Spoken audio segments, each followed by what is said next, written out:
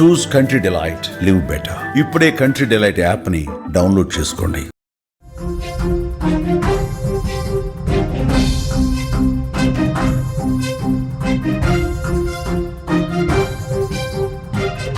Big breaking news చూస్తున్నాం. కాకినాడ జిల్లాలో దారుణం జరిగింది. చెల్లితో స్నేహం చేస్తున్నాడని యువకుడిని హత్య చేశాడు అన్న 10 రోజుల తర్వాత వెలుగులోకి హత్య వచ్చింది. మృతుడు నొక్కో కిరణ్ కార్తిక్ గా గుర్తించారు. బ్రేకింగ్ న్యూస్ మనం చూస్తున్నాం. కాకినాడ జిల్లా దారుణ హత్య ఇప్పుడు కలకలం రేపుతోంది. రాష్ట్ర వ్యాప్తంగా సంచలనంగా మారింది. చెల్లితో చనువుగా ఉన్నాడని ఓ అన్న యువకుడిని దారుణంగా చంపేశాడు. పార్టీకి పిలిచి పాతి పెట్టాడు. ఏమీ తెలియనట్టు మళ్ళీ హైదరాబాద్కు వెళ్ళిపోయాడు. కానీ దొరికిపోతాను అన్న భయంతో 10 రోజుల తర్వాత చేసిన తప్పును ఒప్పుకున్నాడు. ఈ ఉదంతం లేటుగా వెలుగులోకి వచ్చింది. మృతుడు సామర్లకోట మండలం పి వేమవరం గ్రామానికి చెందిన నొక్కు కిరణ్ కార్తిక్ గా తెలుస్తోంది. నిందితుడు కూడా అదే గ్రామానికి చెందిన కృష్ణ ప్రసాద్. తన సోదరితో నొక్కు కిరణ్ కార్తిక్ ప్రేమ వ్యవహారం నడుపుతున్నాడని ఒక అనుమానం పెంచుకున్నాడు. కృష్ణ ప్రసాద్ ఈ దారుణానికి పాల్పడ్డాడు. గత నెల 24వ తేదీన రాత్రి కృష్ణప్రసాద్ పార్టీకి పిలిచి వేమవరం గ్రామం పక్కనే ఉన్న బ్రహ్మానందపురం గ్రామంలో ఒక లేఅవుట్లో, అది కూడా జగనన్న లేఅవుట్గా తెలుస్తోంది, ఆ లేఅవుట్లో స్నేహితుడి సాయం తీసుకుని కిరణ్ను అత్యంత దారుణంగా కిరాతకంగా గొంతు నులిమి హత్య చేసి శవాన్ని అక్కడే గుట్టల మధ్య పాతిపెట్టి పరారైపోయినటువంటి పరిస్థితి. ఈ హత్యకు సంబంధించి ఇప్పుడు వార్త రాష్ట్ర వ్యాప్తంగా సంచలనంగా మారిన పరిస్థితి. సామర్లకోటలో కాకినాడ జిల్లాలో జరిగినటువంటి ఈ ఘటన తీవ్రంగా సంచలనం రేపుతున్నటువంటి పరిస్థితి. నమ్మించి ఏ విధంగా గొంతు నులిమి చంపాడో ఒక్కసారి మీకు క్లియర్గా ఎక్స్ప్లెయిన్ చేసే ప్రయత్నం చేస్తా. తన చెల్లెలతో ఎక్కువగా ఫోన్లో మాట్లాడుతున్నాడు. నేరుగా కూడా కాదు, లేదంటే చనువుగా ఉన్నాడని కాదు, ఫోన్లో మాట్లాడుతున్నాడంటే ఒక అనుమానం, తన ప్రేమ వ్యవహారం నడుపుతున్నాడంటూ ఒక అనుమానంతో చాలా దారుణంగా ప్రవర్తించినట్టు పరిస్థితుంది. అంతకు ముందు రోజే గొడవ జరిగింది. ఎందుకు నా చెల్లెలతో నువ్వు మాట్లాడుతున్నావు, ఎందుకు నా చెల్లెలకి ఫోన్ చేసి నువ్వు అదే పనిగా మాట్లాడుతూ ఉన్నావు అని చెప్పి క్వశ్చన్ చేశాడు. అయితే ఏం లేదు, నేను ఫ్రెండ్గా భావిస్తున్నానంతే, వేరే ఎలాంటి ఉద్దేశాలు లేవు మీ చెల్లి పట్ల. నాకు నేను అంత తెలుసు కాబట్టి, ఫ్రెండ్ కాబట్టి నేను ఫోన్ చేస్తుంటా మాట్లాడుతుంటా తప్ప నాకు ఎలాంటి ఉద్దేశాలు లేవని చెప్పాడు. అయినప్పటికీ కూడా వినిపించుకోలా. పగ పెంచుకున్నాడు, కక్ష పెంచుకొని మర్డర్కి ప్లాన్ గీసినటువంటి పరిస్థితి ఉంది. ఆ తర్వాత తన కోపం మొత్తం పోయినట్టుగా నటించాడు.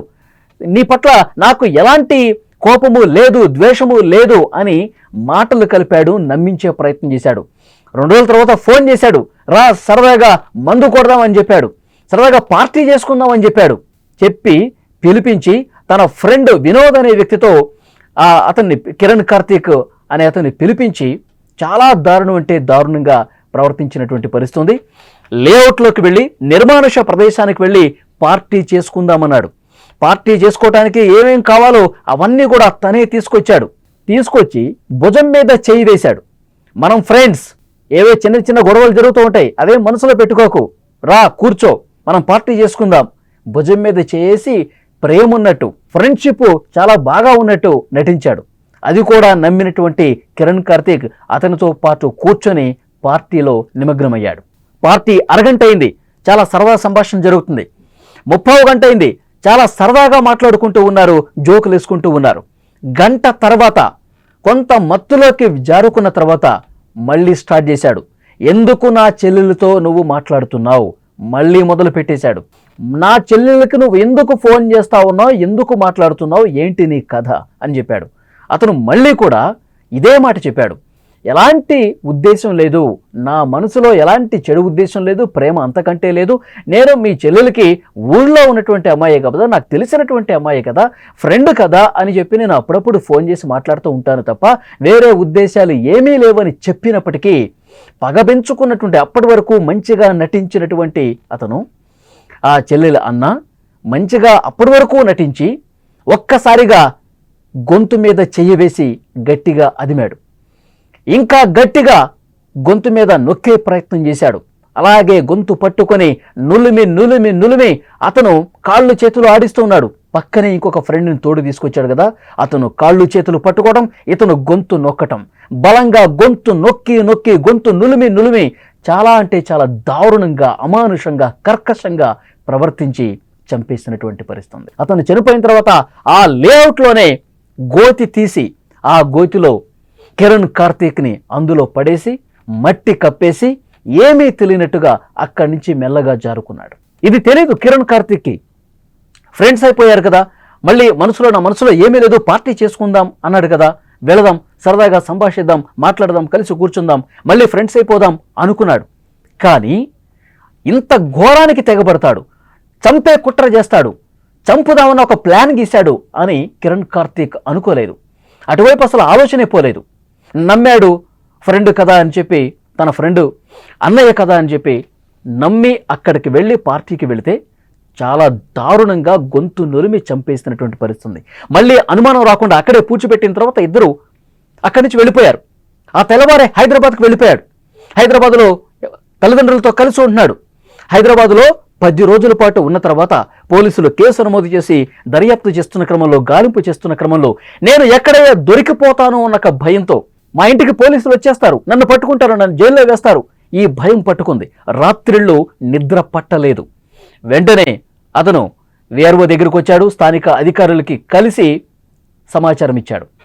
కిరణ్ కార్తీక్ని నేనే చంపేశాను, నా చెల్లెలతో అతను తరచుగా ఫోన్ మాట్లాడుతూ ఉన్నాడు, నా చెల్లెలతో చనువుగా ఉంటా ఉన్నాడు, నాకు ఇది నచ్చలేదు, అందుకే అతన్ని చంపేశాను, పలానా ప్రదేశంలో పూడ్చిపెట్టాను, రండి చూపిస్తాను అంటూ అతను అధికారులకు చెప్తే వీఆర్ఓ, తహసీల్దార్ ఇద్దరు పోలీసులకు సమాచారం ఇచ్చారు. మిస్సింగ్ కేసుగా అప్పటి వరకు నమోదు చేశారు. మృతుడు కిరణ్ కార్తీక్ తండ్రి కాళ్ళరిగేలా, చెప్పులరిగేలా తిరుగుతానే ఉన్నాడు, నా కొడుకు ఏమైపోయాడు అంటూ. నా కొడుకుని నేను అంతకు ముందు రోజు ఒకసారి మందలించాను, అది మనసులో పెట్టుకుని ఇంటి నుంచి వెళ్ళిపోయాడా, నా కొడుకు ఎక్కడున్నాడో వెతికి పెట్టండి సార్ అంటూ పోలీసుల్ని ఆశ్రయించాడు.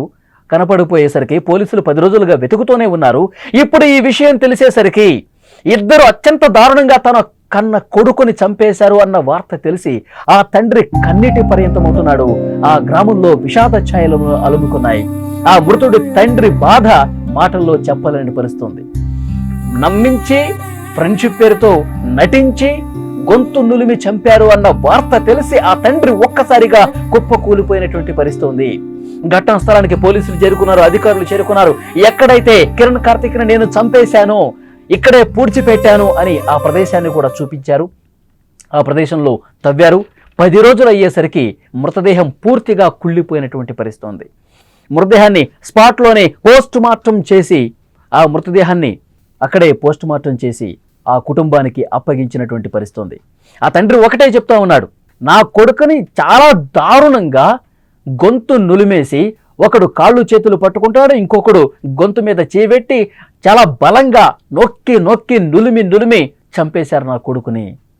వాళ్ళని వదలొద్దు సార్, వాళ్ళిద్దరిని కఠినంగా శిక్షించండి, వాళ్ళని జైల్లో వేయటం కాదు, వాళ్ళని అత్యంత దారుణంగా శిక్షించాలి అని ఆ తండ్రి మాట్లాడుతూ ఉన్నాడు. ఆ తండ్రి ఆవేదన మాటల్లో చెప్పలేదు. అంత దారుణమైనటువంటి ప్రవర్తన ఇద్దరు ఫ్రెండ్స్ కలిసి చేశారు. ఇప్పుడు కాకినాడ జిల్లాలో ఈ ఘటన సంచలనం రేపుతోంది. ఆ తండ్రి ఏమన్నాడు కూడా ఒక్కసారి విందాం మనం. ఫోన్ చేసినా సరే శిక్ష అయిపోతుంది, సరే నా మీద కానీ కోపించడేమో, పడుకున్నాడు ఎవరైనా పొద్దుట నెత్తుకుంటే వీళ్ళిద్దరు కూడా పొద్దుట వాళ్ళ ఇంట్లో తిరుగుతున్నారు. వాళ్ళకు కూడా వేరే వాళ్ళు అడిగారు, ఎవరైనా కనపడ్డా అని అడిగారు, అది కూడా చెప్పలేదు సార్. మీరు ఏదైనా సరే వాళ్ళతో పాటు ఎవరైతే ఉన్నారో వాళ్ళ అన్నయ్య ఆడు కూడా వాడికి సపోర్ట్ చేశాడు. ఎందుకంటే పొద్దుట వాళ్ళ ఇంట్లో ఉన్నట్టు వాళ్ళ ఇంటికి చెప్పకుండా ఉంటాడు వాళ్ళ పెద్దనాన్న గారు అబ్బాయి. వీళ్ళందరూ ఎవరైతే తప్పు చేశారో వాళ్ళందరికీ ఖచ్చితంగా శిక్ష పడాలి సార్. మీకు ఎప్పుడు తెలిసింది? మీకు తెలిసిందా దీని మీద అనుమానం వచ్చిందో? మాకు అది అసలు అనుమానం ఏమీ రాలేదు సార్. వాళ్ళ మీద అనుమానం ఉంటే నేను తర్వాత రోజే పెడితే పోలీస్ స్టేషన్ లో నేను ఇంకా నా కొడుకు పోయాడు, నేను ఎక్కడ ఉన్నాడు, నేను పని కోసం తిట్టాను, దానికోసంగా వెళ్ళిపోయాడేమో నేను ఎత్తుక్కుంటూ ఉన్నాను. ఈ రోజు వరకు స్టిల్ ఈ రోజు వరకు నేను ఎత్తుక్కుంటూ ఉన్నాను. పొద్దుట చెప్పేదాకా నాకు తెలియదు. అదే తండ్రి చాలా బాధతో చెప్తా ఉన్నాడు, నేను ఎవరైతే ఈ దారుణానికి పాల్పడ్డారో వాళ్ళు కనిపించినప్పుడు కూడా అడిగాను, ఎక్కడన్నా కనిపించాడా, అంతకు ముందు రోజు మీరు మాట్లాడుకుంటున్న నేను చూశాను, మీ ఇంటి దగ్గర కూడా కనిపించాడు, మీరు అతనికి సంబంధించిన సమాచారం ఏదైనా ఉంటే చెప్పండి, నా కొడుకు ఇప్పుడు కనిపించకుండా పోయాడు, నా మీద ఏమన్నా అలిగాడా, ఊరు వదిలిపెట్టి వెళ్ళిపోయాడా, ఈ సమాచారం ఏమన్నా మీకు మీ దగ్గర ఏమన్నా ఉందా అని అడిగితే మాకేమీ తెలియదు, మాకు అసలు ఎలాంటి సంబంధం లేదని చెప్పి వాళ్ళు నన్ను తప్పించుకుని వెళ్ళిపోయారు. కానీ జరిగిన దారుణం ఇప్పుడు తెలిసిన తర్వాత వాళ్ళు ఇంత దుర్మార్గంగా ప్రవర్తించారన్న విషయం ఇప్పుడు నాకు తెలిసి చాలా అంటే చాలా ఆవేదనగా ఆ తండ్రి మాటలను బట్టి మనకు అర్థమవుతోంది. చాలా అమానుషంగా ఆ ఇద్దరు ప్రవర్తించారు. తన చెల్లితో కేవలం ఫోన్లో మాట్లాడుతున్నాడు అన్న ఒక్క కారణంతో అనుమానం పెంచుకొని తన చెల్లెలతో ప్రేమ వ్యవహారం నడిపిస్తున్నాడు అని అనుమానమే, కేవలం అనుమానం అంటే అనుమానం పెంచుకొని ఆ చెల్లెలి అన్న కిరణ్ కార్తిక్ అనే వ్యక్తిని అత్యంత దారుణంగా ఫ్రెండ్షిప్ పేరుతో మన ఇద్దరం ఇప్పుడు ఫ్రెండ్స్ అయిపోయాం, దా పార్టీ చేసుకుందాం అని పిలిచి గొంతు నిలిమి అత్యంత కిరాతకంగా చంపేసినటువంటి పరిస్థితి ఉంది. ఈ కేసుకు సంబంధించి పోలీస్ అధికారి కూడా ఉన్నాడు, ఒక్కసారి విందాం. నిన్న సాయంత్రం ఒక ఇదే గ్రామానికి చెందినటువంటి నోకలకంటి కృష్ణప్రసాద్ సన్ ఆఫ్ నాగభూషణ్ వీళ్ళు హైదరాబాద్ వీళ్ళ అమ్మా నాన్న ఇతను అక్కడ హౌస్ కీపింగ్ వర్క్కి హైదరాబాద్లో ఉంటారు. ఈ మధ్యకాలంలో ఇలా ఇంట్లో వివాహం ఉంటే 20 days బ్యాక్ పీవీఎంఆర్ వచ్చారు. ఈ కృష్ణప్రసాద్కి ఇక్కడికి వచ్చినప్పుడు వాళ్ళ చెల్లితో ఎవరైతే మిస్ అయ్యారో అతను కిరణ్ కార్తీక్ ఫోన్లో మాట్లాడుతున్నాడని చెప్పేసి వాళ్ళిద్దరితో ఆవిడతో ఎక్కువ చనువుకుంటున్నాడని చెప్పేసి గమనించి వాళ్ళ చెల్లిని అడిగితే అతను కొంచెం కాల్స్ చేస్తున్నాడు, నేను వద్దని చెప్పినాని వాళ్ళ చెల్లి చెప్పినట్లు. తర్వాత వాళ్ళ చెల్లిని వాళ్ళ చెల్లిని మేము ఎంత కష్టపడి చదివించుకుంటున్నాం, అవును ఇంకా పాటు చేస్తాడేమో అని చెప్పేసి అనుమానంతో ఇంకా ఒకసారి నేను చెప్పాడంట. ఎవరైతే కృష్ణప్రసాద్ ఉన్నాడో మిస్ అయిన కిరణ్ కార్తీక్ చెప్తే నేను నా ఇష్టం మాట్లాడతానన్న పాయింట్ ఆఫ్ వ్యూలో ఇద్దరికి డిస్కషన్ జరిగింది. దాని మీద పార్టీ చేస్తానని చెప్పేసి 24వ తారీఖు మిస్ అయిన రోజు నైట్ 9 o'clock తర్వాత ఇదే పొలంలోకి తీసుకొచ్చి మాట్లాడుకుని తర్వాత డిస్కషన్లో ఇతను కృష్ణప్రసాద్ స్నేహితుడు సహాయంతో వచ్చాడు. స్నేహితుడి పేరు వినోద్, అదే గ్రామానికి చెందినట్లు. ఆ రోజు ఇంకా డిస్కషన్లో ఇద్దరు కలిపి నేను కృష్ణప్రసాద్ గుండె మీద కూర్చుని నేల కింద రాయి ఉంటే నేల మీద కుట్టానని పీకి నూనె చంపేశానని చెప్పేసి ఆ రోజు చంపేసిన తర్వాత ఇక్కడే ఈ మట్టి కుటుంబ మధ్యన పాతి పెట్టేసి ఆ రోజు ఇంటికి వెళ్ళిపోయి తర్వాత హైదరాబాద్ వెళ్ళిపోయినట్టు. చూశారుగా ఎంత దారుణానికి తెగబడ్డారో. పార్టీ చేసుకుందామని పిలిస్తే గుడ్డిగా నమ్మితే గనక ఇలాంటి పరిస్థితులు ఉంటాయి.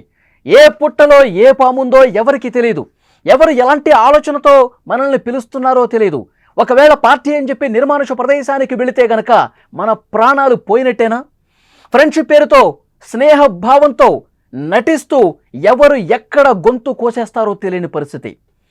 మనం ఇద్దరం ఇప్పుడు ఫ్రెండ్స్ అయిపోయాం, రా మనం పార్టీ చేసుకుందాం అని ఎవరైనా పిలిచి నిర్మానుష ప్రదేశానికి వెళ్తే ఇప్పుడు అనుమానించాల్సినటువంటి పరిస్థితి ఉంది. పాత కక్షలు ఏవైనా మనసులో పెట్టుకుని, పాత పగలు ఏవైనా మనసులో పెట్టుకుని మనల్ని అత్యంత దారుణంగా చంపేస్తారా? మనల్ని దారుణంగా చంపేసి అక్కడే పూడ్చిపెట్టి ఏమీ తెలియకుండా అమాయకంగా వాళ్ళ పనుల్లో వాళ్ళు నిమగ్నమైపోతారా? ఎందుకంటే ఇలాంటి ఘటనలు చూసినప్పుడు, ఇలాంటివి ఇప్పుడు కాదు చాలా ఘటనలు జరిగినటువంటి సందర్భాలు ఉన్నాయి.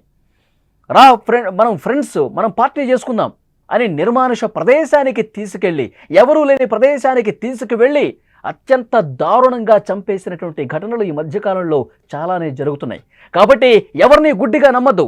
అతనితో మనకి ఎలాంటి ట్రాక్ రికార్డు ఉంది, అతనితో మనకి ఫ్రెండ్షిప్ గత చరిత్ర ఏ విధంగా ఉంది, గతంలో ఎప్పుడైనా గొడవలు జరిగాయా, గతంలో ఏమైనా పగ పెంచుకున్నటువంటి సందర్భాలు ఉన్నాయా, గతంలో ఏమైనా గొడవలు పెట్టుకున్న సందర్భాలు ఉన్నాయా, ఇవన్నీ కూడా 1-2 సార్లు చెక్ చేసుకోవాల్సినటువంటి అవసరం ఉంది.